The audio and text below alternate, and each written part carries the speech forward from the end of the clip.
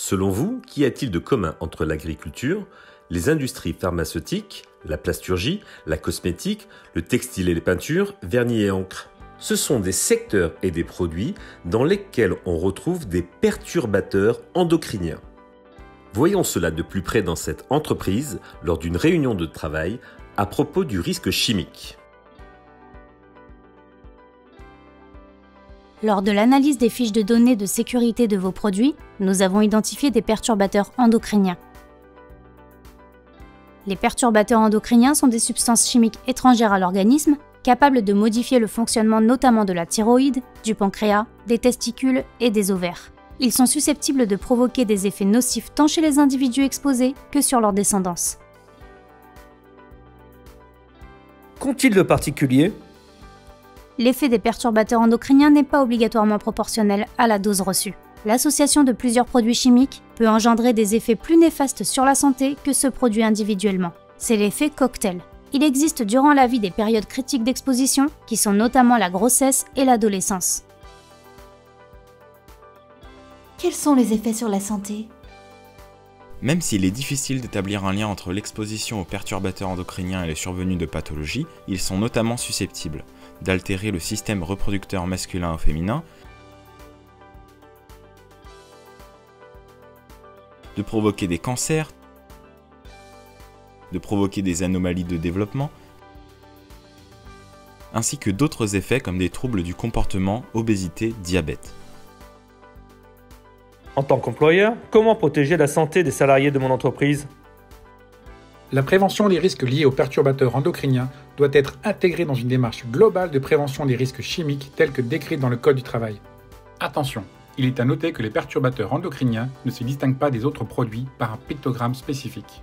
Suite au repérage des produits contenant des perturbateurs endocriniens, il est préconisé de supprimer ou substituer ces produits, de modifier les procédés de travail et de mettre en place des protections collectives afin de diminuer l'exposition.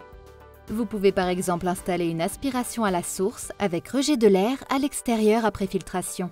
Sachez que les aides financières de la CARSAT sont possibles pour vous aider dans votre démarche. Vous devez également mettre à disposition des équipements de protection individuelle adaptés, gants de protection chimique, appareils de protection respiratoire, masques, cagoules adaptées. Identifier et informer les personnes exposées à l'aide de sensibilisation ou notices au poste de travail. Favoriser l'application des mesures d'hygiène avec des points d'eau accessibles et interdire de manger, boire ou fumer au poste de travail. En tant que salarié, comment je me protège ? Vous pouvez être exposé aux produits chimiques par voie respiratoire, cutanée ou digestive.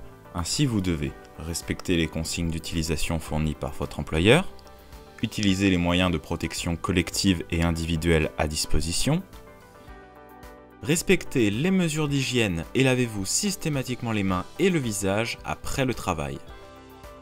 Informez votre hiérarchie en cas de défaillance des équipements, de difficultés dans la mise en œuvre des produits ou d'une situation présentant un risque d'exposition.